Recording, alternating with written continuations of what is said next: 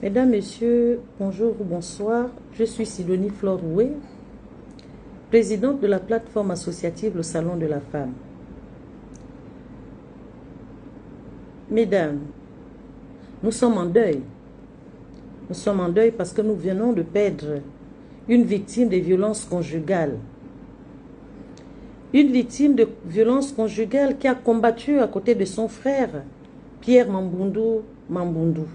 Elle, c'est Agathe Mambundu. Elle a combattu pour l'état de droit dans notre pays. Elle a combattu pour les droits des femmes aussi, aux côtés de son frère. Elle nous quitte parce que elle a été longtemps victime des violences conjugales, victime des violences les plus atroces, des violences conjugales et des violences qui ne sont pas forcément visibles, des violences psychologiques, il faut les nommer. Elle a saisi le tribunal, elle a obtenu du tribunal elle a obtenu une ordonnance de protection au niveau du tribunal de Mouila. Cette ordonnance de protection n'a pas pu être signifiée à son bourreau. L'ordonnance de protection n'a pas pu être signifiée à son bourreau par ceux qui ont la charge de le faire, en raison des relations qui peuvent exister entre les bourreaux et les agents de la justice. Cette ordonnance demandait à ce monsieur de sortir de la maison parce que la dame était à bout. Mais n'est pas sortie de la maison. Elle ne savait pas où aller. Elle ne pouvait pas aller chez X ou Y personne. Le seul endroit où elle pouvait aller rester pour un moment, en dehors de chez elle, comme le tribunal l'avait conclu, elle devait aller rester au moins dans un centre. Mouila est dépourvue de centre d'accueil.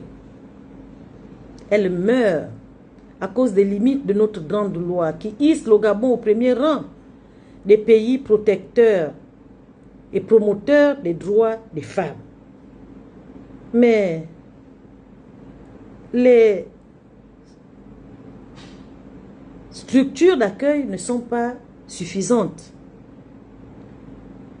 Je demande aux femmes qu'au moment où nous célébrons les 16 jours d'activisme, au moment où nous célébrons les 16 jours d'activisme, pour dire stop, stop aux violences digitales, l'Organisation des Nations Unies a indiqué qu'il y avait également des violences non hors ligne, des violences hors ligne. Et les violences conjugales rentrent dans le cadre de ces violences hors ligne, surtout lorsqu'elles sont exercées in situ, c'est-à-dire dans le domicile des époux.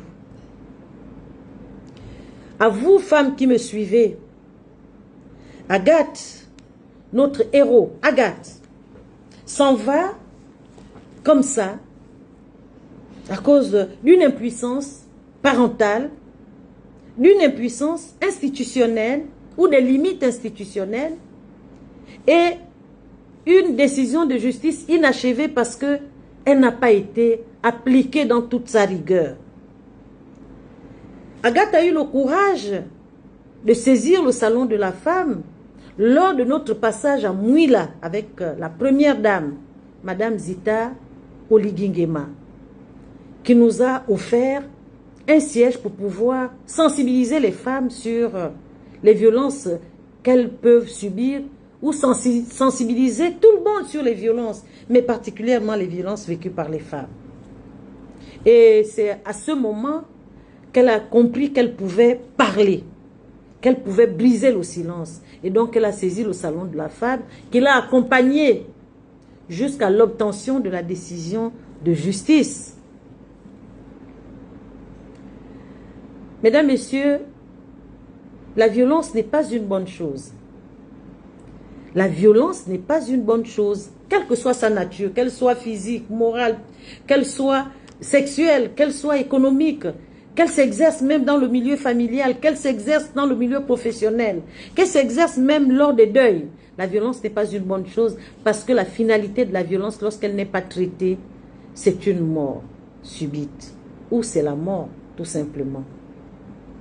On dit souvent qu'on meurt toujours de quelque chose, mais si on a la possibilité de prévenir cette mort, vaut mieux le faire.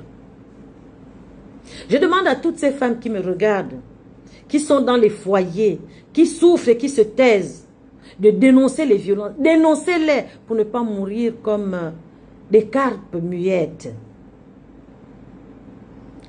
Dénoncez les violences dont vous êtes victime. Débarrassez-vous du confort, parce que le confort n'est qu'un artifice. Le confort ne peut pas remplacer une mère auprès de ses enfants. Agathe s'en va, elle laisse des enfants orphelins. Elle laisse des enfants orphelins. Et nous allons suivre cette procédure jusqu'au bout, jusqu'à son terme, c'est-à-dire jusque lors de la tenue des conseils successoraux, lors du mariage, lors du partage s'il y a des biens. Et aucun enfant ne partira de quelque part. Que tout le monde comprenne que personne n'est au-dessus de la loi. Mais alors là, personne n'est au-dessus de la loi. On peut faire le gros dos, parce qu'à un moment donné, on est à une position de force, on a une position de force. Mais la loi finit toujours par attraper. Donc, je voudrais, j'insiste à le dire à toutes ces femmes qui sont dans les foyers, qui meurent à petit feu, qui sont rongées par des violences, par des comportements innommés dont elles sont victimes, de dénoncer ces violences. Nous sommes dans le mois de l'élimination des violences dans le monde.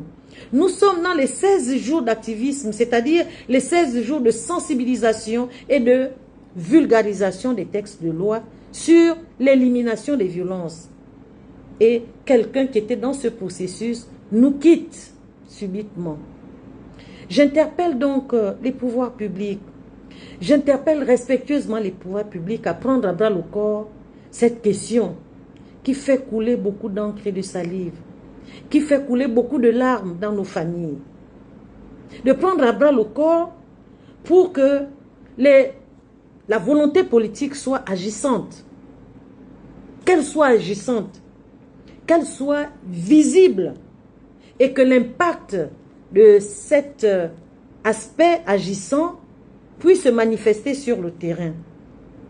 Nous avons une loi, mais qui a encore des écueils, mais qu'il faudrait en fait renforcer. Il faudrait renforcer soit par le réexamen de cette loi, ou alors par des formations sur le terrain, des formations de ceux qui sont censés mener cette loi. S'il y avait un centre d'accueil à Mouila, s'il y avait un centre d'accueil, cette combattante de l'état de droit, cette combattante de la lutte contre les violences faites aux femmes, ne nous aurait pas quittés dans ces conditions. Monsieur le Président de la République, Madame la Première Dame, permettez-nous d'attirer votre attention sur les cas non connus des morts consécutives aux violences, les morts des femmes. Nous allons ensemble suivre ce que la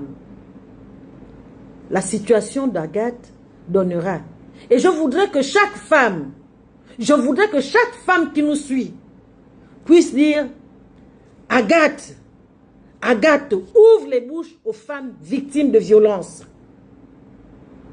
Je voudrais que cela soit fait. On ne peut pas rester comme ça sans réagir. On ne fait pas comme si tous les jours étaient pareils, avec la même température, avec la même couleur du ciel. Quand il y a des problèmes, il faudrait donc agir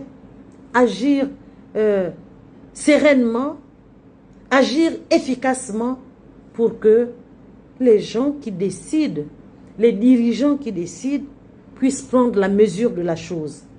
Qu'on donne les moyens au ministère de la femme pour être sur le terrain et poser des actes visibles. Je vous remercie de votre écoute et mes condoléances à toutes les familles, la famille politique et la famille civile. Merci, merci et à très bientôt.